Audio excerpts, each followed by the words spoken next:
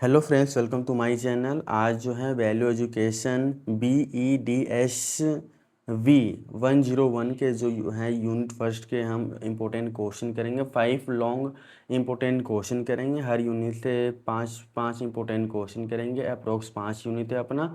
20 question की practice कर लेंगे। हाफ एन आवर में एक यूनिट कंप्लीट हो जाएगा।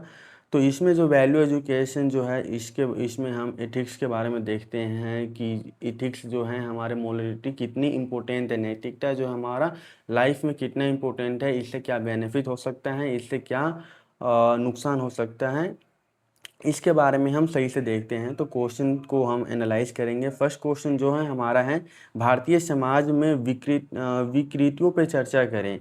भारतीय समाज में जो बुराइयां हैं वो उस मोरालिटी से कैसे ठीक कर सकती है, पहले हम देखेंगे इसमें कौन कौन सी विकृति हैं, कौन कौन सी कमियां हैं। तो हम ये देखते हैं कि भारतीय समाज पहले बहुत ही अच्छा समाज था, वसुदेव कुटुंबकम था, पूरा विश्व को अपने परिवार मानते थे। लेकिन इसमें समाज में बहुत सारी बुराइयां आने लगी, जैसे जातिवाद, बाल विवाह, सती प्रथा, बेरोजगारी। ये सब जो थे नैतिकता को प्रभावित करने वाले कारक हैं, जिसमें आप इसको विस्तार से देखेंगे। तो हमारा जो भारतीय पहला क्वेश्चन जो है हमारा, भारतीय समाज में विकृतियों पर चर्चा करें। तो भारतीय समाज विश्व की सबसे प्राचीन, समृद्ध और विविधतापूर्ण समाज है। ये अनेक धर्म, भाषा, संस्कृति और परंपरा विद्यमान है। भारतीय संस्कृति सत्य, अहिंसा, करुणा, सहिष्णुता, भाईचारा और वसुधैव कुटुंबकम जैसे महान आदर्शों पर आधारित है। इसके बावजूद समय के साथ सामाजिक, आर्थिक, राजनीतिक कारण से अनेक सामाजिक विकृतियां, सोशल इव्स उत्पन्न हुई है। ये विकृतियां समाज में प्रगति, राष्ट्रीय एकता और मूल्यों के विकास में बाधा उत्पन्न करती है। इसलिए इसका अध्ययन तथा समाधान किया जाता है। तो ये जो हमारा ऑल ओवर चैप्टर है, जो हमारा जो इथिक्स है, वो लाइफ में कैसे इफेक्ट करता है, इससे क्या बेनिफिट हो सकता है, इसके भी यहाँ पे आप लिख सकते हो। जैसे ये हमारे जो है इथिक्स जो है सामाजिक, आर्थिक और राजनीतिक, इन सभी में सबसे ज़्यादा महत्व इन सभी में योगदान करता है। और इससे आप ये देख सकते हो। तो ये हमारा जो कमियां क्या रह गई थी। तो भारतीय समाज का प्रमुख जो है जातिवाद सबसे गंभीर समस्या है। जाति के आधार पर भेदभाव, सामाजिक असमानता, शोषण और आपसी वैमनस्य को जन्म देती है। इससे राष्ट्रीय एकता और सामाजिक सद्भावना भी प्रभावित होते हैं। इसी प्रकार जो हो गया जातिवाद हो गया। दूसरा पॉइंट हमारा हो गया दहेज प्रथा। दहेज प्रथा एक गंभीर सामाजिक बुराई है। दहेज प्रथा एक गंभीर सामाजिक बुराई है। इसके कारण अन्य पक्ष पर आर्थिक बोझ पड़ता है तथा महिलाओं को मानसिक और शारीरिक उत्पीड़न का सामना करना पड़ता है। कई बार यह दहेज हत्या जैसी दुखद घटनाओं को भी जन्म देती है। और दहेज जो प्रथा है, ये जो है इससे भ्रूण हत्या भी ज़्यादा होते हैं। लोग जो हैं बेटियों को जन्म करना नहीं चाहते हैं। गाँव के साइड में आप इसको ज़्यादा देख सकते हो। दहेज प्रथा हो गया। जातिवाद, दहेज प्रथा तथा ये तीसरे नंबर हमारा पॉइंट हो गया बाल विवाह। बाल विवाह आज भी कुछ क्षेत्रों में प्रचलित है। इससे बच्चों की शिक्षा बाधित होती है, स्वास्थ्य और प्रतिकूल का प्रभाव पड़ता है। यह एक स्वर्णिम विकास रुक जाता है बाल विवाह से।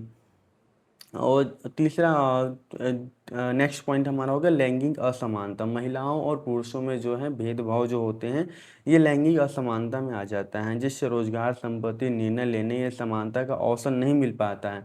यह सामाजिक न्याय और समानता के सिद्धांतों के विरुद्ध हैं। ये जो है नेक्स्ट पॉइंट हमारा हो गया भ्रष्टाचार। भ्रष्टाचार भी भारतीय समाज की एक बड़ी समस्या है। रिश्वतखोरी, पद का दुरुपयोग तथा अनैतिक कार्यों के कारण विकास कार्य प्रभावित होता है और जनता का प्रशासन पे विश्वास कम होता है। इसके अतिरिक्त जो है हमारे, इसको भी अगर बहुत 300-400 वर्ड में क्वेश्चन है, और भी अगर लिखना चाहते हो आप, तो ये जैसे अशिक्षा, बेरोजगारी, अंधविश्वास जिसमें जादू टोना वगैरह आ जाता है, सांप्रदायिकता में धर्म में जो सांप्रदायिक तो होता है, हिंदू मुस्लिम वगैरह ये सब भी, तो पर्यावरण की अपेक्षा ये सब को आप डिटेल में भी लिख सकते हो अकॉर्डिंग टू क्वेश्चन कितने मार्क्स का है और किस पॉइंट पे फोकस कर रहे हैं। जैसे कि जैसे समस्या भी समाज में विकास में बाधा है, वे समस्या हिंसा, सामाजिक तनाव, आर्थिक असमानता को भी बढ़ावा देती हैं।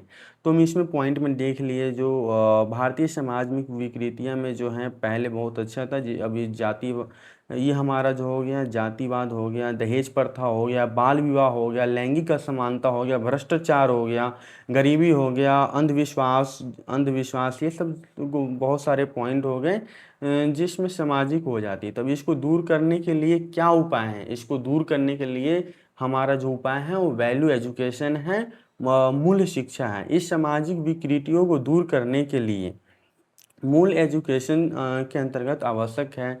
मूल्य शिक्षा व्यक्ति में सत्य, ईमानदारी, अनुशासन, करुणा, सहिष्णुता, सत्य, ईमानदारी, अनुशासन, करुणा, सहिष्णुता और समानता, सहयोग और सामाजिक उत्तरदायित्व जैसे गुणों को विकास करती है। इसके अतिरिक्त जो है इसके अतिरिक्त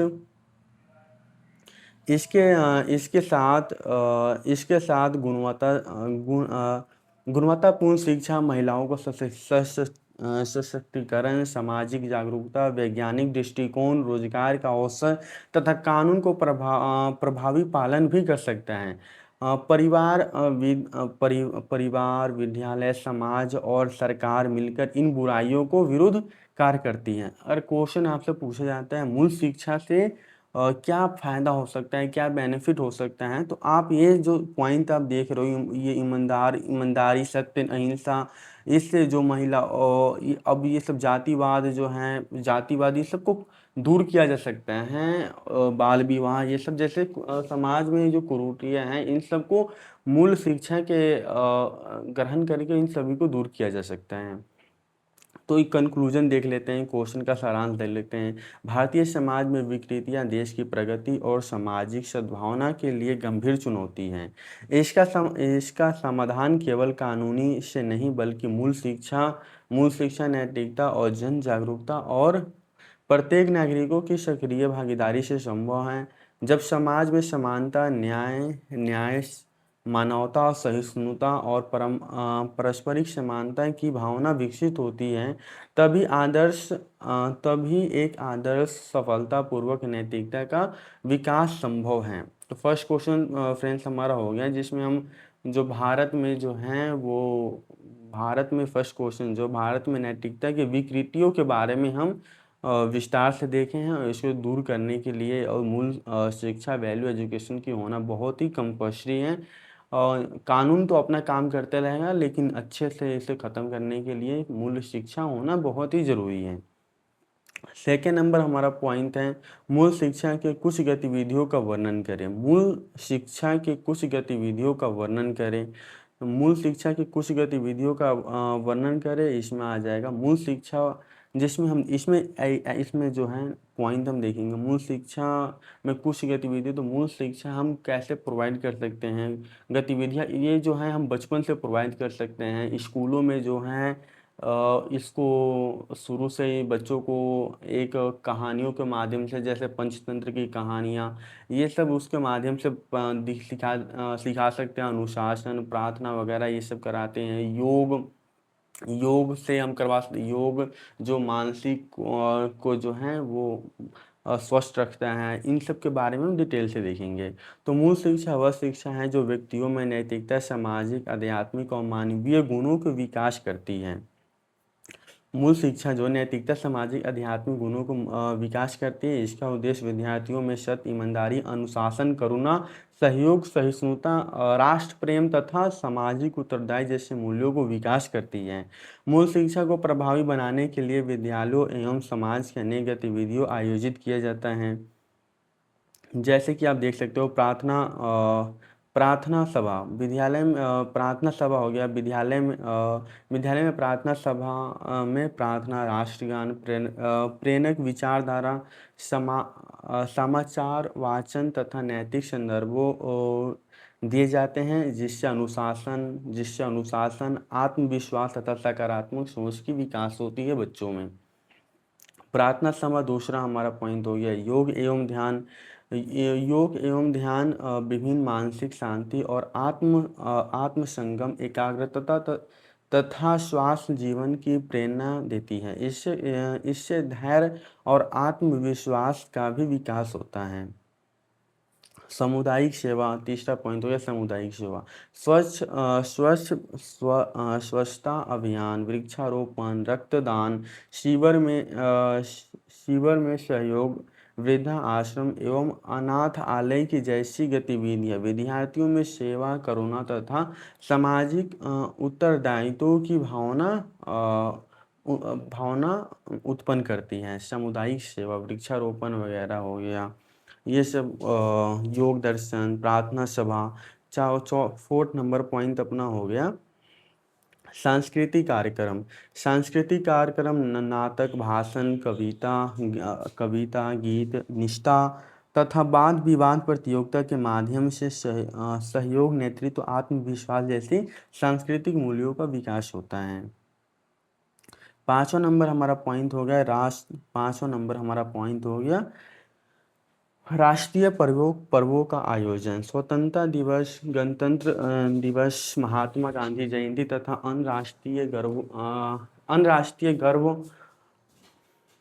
राष्ट्रीय पर्व मनाने के लिए विद्यार्थियों में देशभक्ति, राष्ट्रगान, एकता तथा महान व्यक्तिगत आदर्शों के प्रति समान भावना का विकास करती है।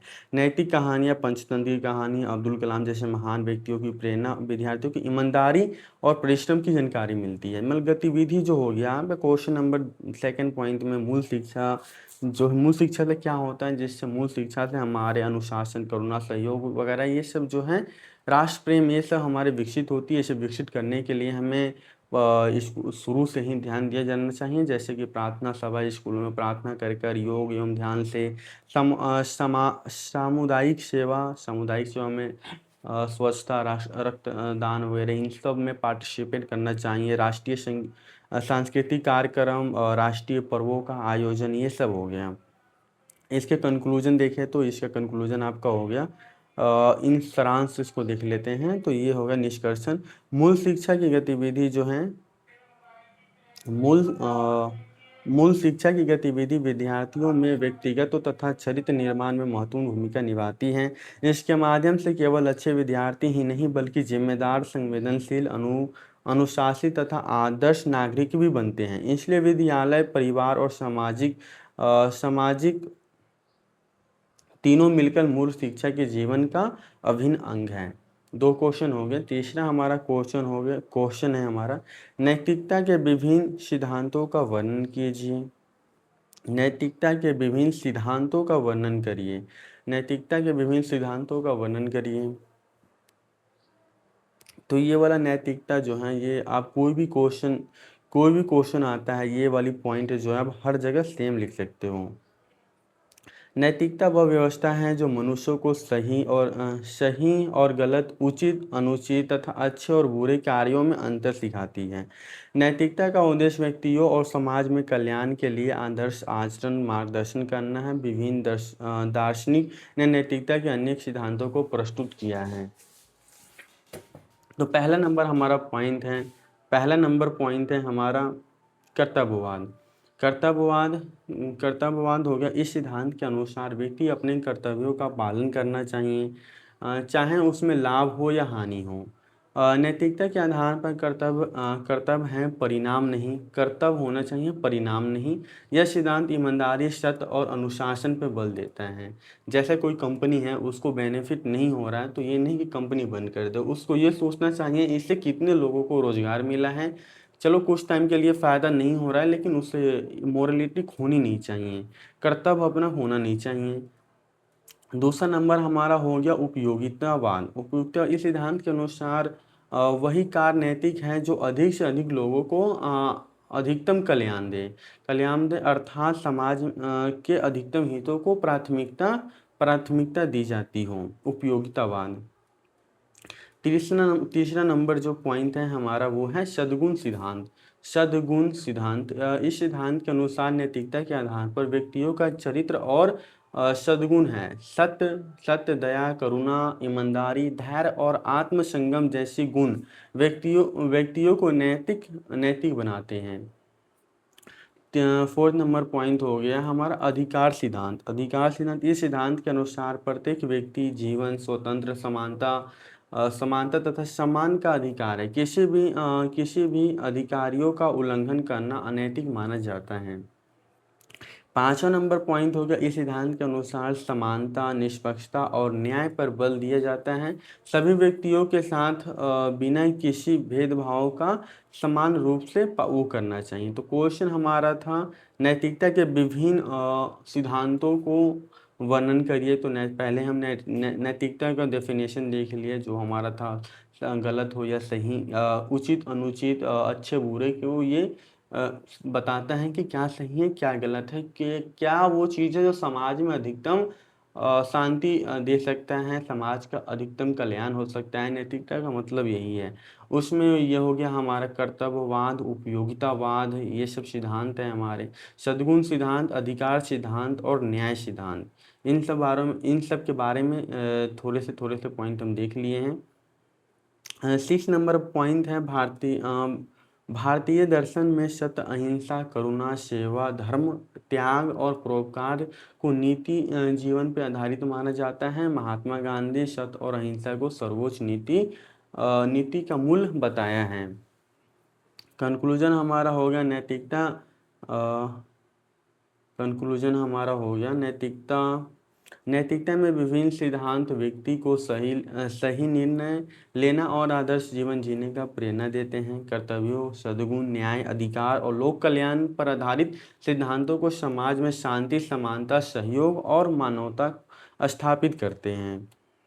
इसलिए प्रत्येक व्यक्ति को अपने जीवन में नैतिक सिद्धांतों का पालन करना चाहिए। नैतिकता से पालन करने से आपको जो है सबसे ज़्यादा जो है आप हमेशा खुश रहोगे, और आपको जो है मानसिक तनाव उत्पन्न नहीं होगा। आप दूसरों की खुशी में खुशी देख पाओगे। नैतिकता का यही डिफिनेशन है। और फोर्थ नंबर पॉइंट हो गया, नैतिक रूप से शिक्षित व्यक्ति कौन है। नैतिक शिक्षा में शामिल होने वाले विभिन्न पहलुओं को विचार करें। इसमें यह कहने का मतलब हो गया नैतिक रूप से शिक्षित व्यक्ति कौन है, मतलब किसके पास नैतिकता है।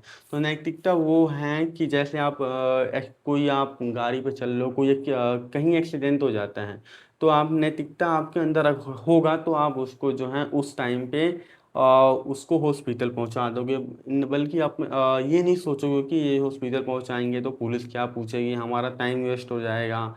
तो आपका जो है नैतिक व्यक्ति वही है जो भ्रष्टाचार वगैरह ये सब होते हैं समाज में, बहुत सारी कमियां हैं, उसको सहता नहीं है, उस पर आवाज़ उठाता है, या उसको जो है पालन करता है, वो पालन करता है, आवाज़ उठाता है। कोई गलत हो रहा हो वहाँ आवाज़ उठाते हैं।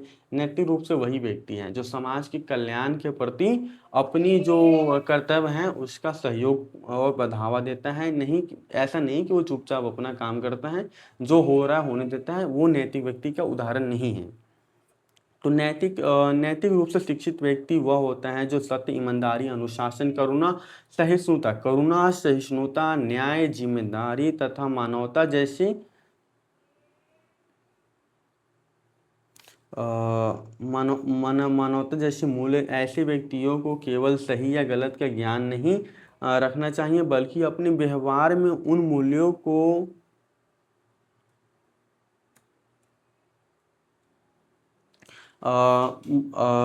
शुरू से एक बार देख लेते हैं। नैतिक रूप से शिक्षित व्यक्ति ईमानदार, अनुशासन, करुणा, सहिष्णुता और जिम्मेदारी का, मानवता जैसी नैतिक मूल्यों का पालन करना चाहिए। ऐसे व्यक्ति केवल सही या गलत का नहीं रखता, बल्कि इन मूल्यों को अपनाता है। यह जो है परिवार, समाज, राष्ट्र के प्रति अपने कर्तव्यों और ईमानदारियों का पालन करता है। दूसरे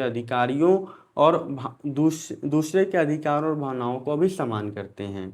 तो ये हमारा हो गया नैतिक रूप से व्यक्ति कौन है। नैतिक शिक्षित के विभिन्न पहलू, तो इसके जो हैं कुछ वो सब देख लेते हैं। नैतिक रूप से शिक्षित व्यक्ति कौन कौन से काम कर सकता है, जैसे व्यक्तिगत नैतिकता क्या होती है, सामाजिक नैतिकता, पारिवारिक नैतिकता, राष्ट्रीय मूल्यों में नैतिकता का क्या महत्व है, ये सब हम देखते हैं। नैतिक जो है शिक्षित के विभिन्न पहलुओं को देखते हैं। व्यक्तिगत नैतिकता जो है क्या है, व्यक्तिगत में सत्यवादी, ईमानदारी, आत्म अनुशासन, आत्म संगम, सत्य पालन, प्रशिक्षण जैसे गुणों का विकास करना। सामाजिक नैतिकता में समाज में प्रेम, सहयोग, सहिष्णुता, समानता, भाईचारा, दूसरे के प्रति समान की भावना को विकास करना, जिसमें भाईचारा में आपको दूसरे धर्म के लोग भी आ जाते हैं, जिसको आप वो जो हैं उतना ही सम्मान दो जितने कि अपने धर्म को सम्मान देते हो। पारिवारिक मूल, माता पिता, गुरु तथा बड़े का सम्मान करना, परिवार के सदस्य के प्रति जिम्मेदारी निभाना तथा पारिवारिक एकता को रखना। चौथा नंबर हमारा पॉइंट होगा राष्ट्रीय मूल देशभक्ति, राष्ट्रीय एकता, संविधान सम्मान, सार्वजनिक संपत्ति की रक्षा तथा जिम्मेदारी, गरीबी को बढ़ावा देना। ये सब हो गया। पांचवा नंबर अपना पॉइंट हो गया। पांचवा नंबर पर्यावरणीय नैतिकता, वातावरण में जो क्या नैतिकता का क्या महत्वपूर्ण है। पर्यावरणीय संसाधनों का संरक्षण, स्वच्छता बनाए रखना, वृक्षारोपण करना, पर्यावरण की रक्षा करना। नैतिक रूप में पर्यावरण का क्या महत्व है, तो इसमें आप ऐसे लिख सकते हो कि बेफजूल की पेट्रोल वगैरह का जो है बर्बादी नहीं करें, क्योंकि ये सब जो है प्राकृतिक के जो संसाधन है वो सीमित है। इसका अत्यधिक दोहन से जो है हमारे आने वाले भविष्यों को वो चीज़ें नहीं मिल सकती हैं। तो फ्यूचर को भी जो है प्रोस्पेक्टिव से देखकर अपने संसाधनों का उपयोग करना चाहिए। इसको आप अपने अकॉर्डिंग लिख सकते हो कि क्या बेनिफिट हो सकता है। मतलब मोटा मोटी आप ये समझ लो कि ये सब पारिवारिक मूल्यों वगैरह इन सब चीज़ों में सामाजिक पर्यावरण ये सब में नैतिकता की बहुत ही ज़्यादा योगदान है। अत्यधिक एवं मानवीय मूल्य, सत्य, अहिंसा, करुणा, दया, क्षमा, सेवा, परोपकार और समानता की भावना को विकास करता है। व्यवहारिक नैतिकता, कार्यकाल स्तर पर ईमानदारी, पारस्परिक उत्तराधिकारी, निष्पक्ष और कर्तव्यों का पालन करते हैं। इसका जो है हमारा का निष्कर्ष हो गया, नैतिक शिक्षित व्यक्ति के चरित्र निर्माण का आधार है। यह केवल ज्ञान प्रदान करती है बल्कि व्यक्तियों को आदर्श जीवन जीने की प्रेरणा देती है। नैतिक रूप से शिक्षित व्यक्ति अपने आचरण से समाज में शांति, सद्भावना, न्याय और समानता का स्थापना करता है।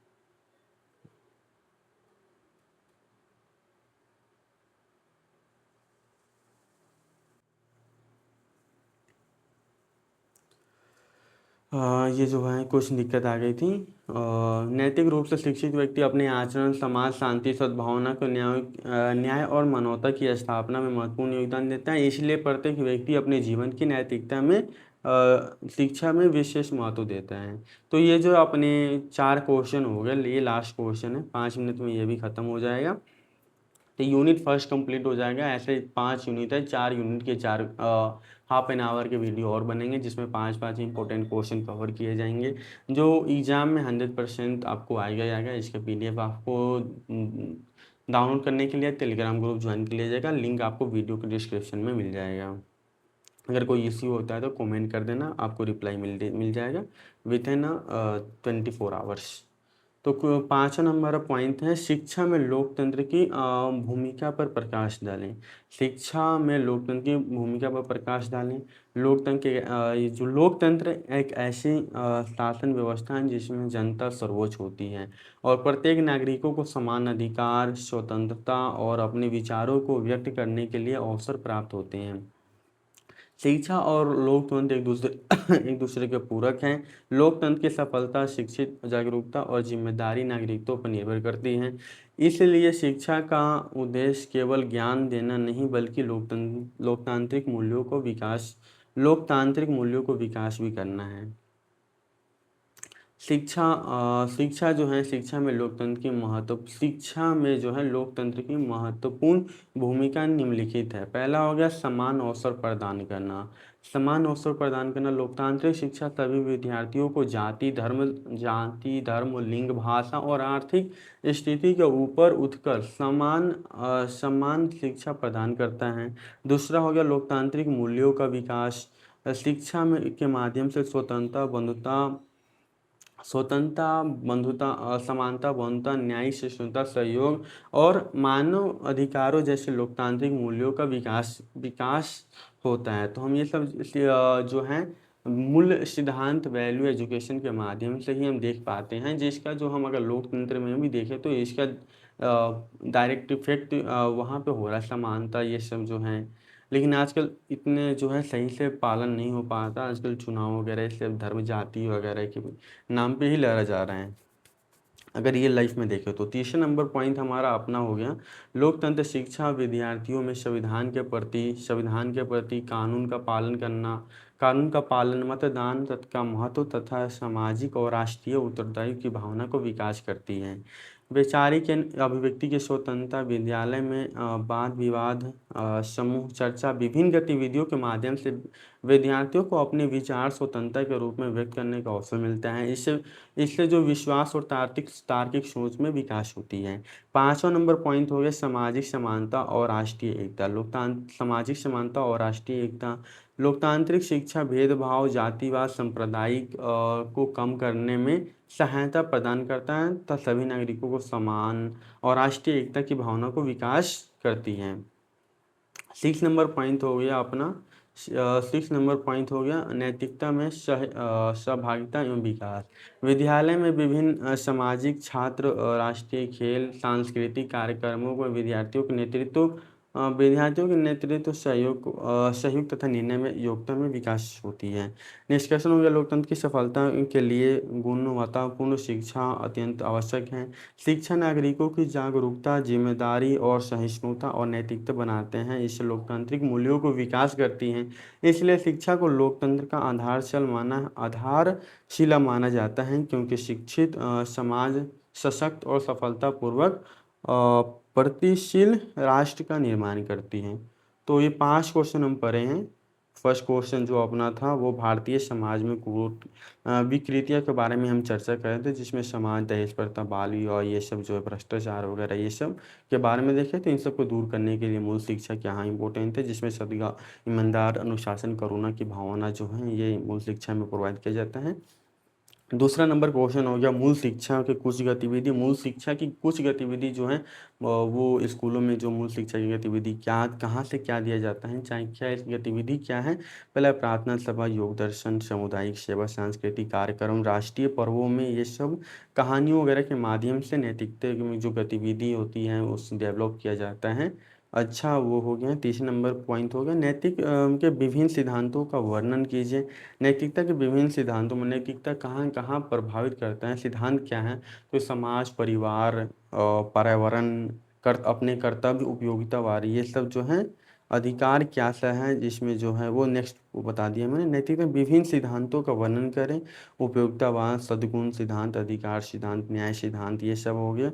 फोर्थ नंबर नैतिक रूप से शिक्षित व्यक्ति कौन है। तो यही सब हम देख ले। कोई नैतिक रूप से शिक्षित व्यक्ति वो है जो अपने कर्तव्यों वगैरह का पालन करे और अपने कर्तव्य, ये सारे पॉइंट एक दूसरे से इंटर लिंक है, तो आप कोई भी पॉइंट कहीं भी लिख सकते हो, कोई दिक्कत नहीं है।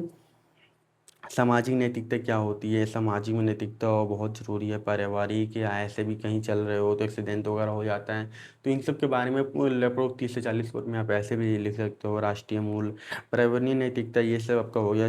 पाँचवा नंबर क्वेश्चन हो गया शिक्षा में लोकतंत्र की भूमिका। शिक्षा में लोकतंत्र की भूमिका मतलब मूल शिक्षा में लोकतंत्र की क्या भूमिका हो सकती है। लोकतंत्र हम जानते हैं, लोकतंत्र जनता के लिए शासन है, जिसमें समानता, बंधुता और बहुत सारे ऐसे ही आप देख सकते हो ज़रूरी है। तो ये मूल शिक्षा के दोनों एक दूसरे के पूरक हैं, ये दोनों ही एक दूसरे की ज़रूरी चीज़ है। समान अवसर प्रदान करना पहला पॉइंट हो गया।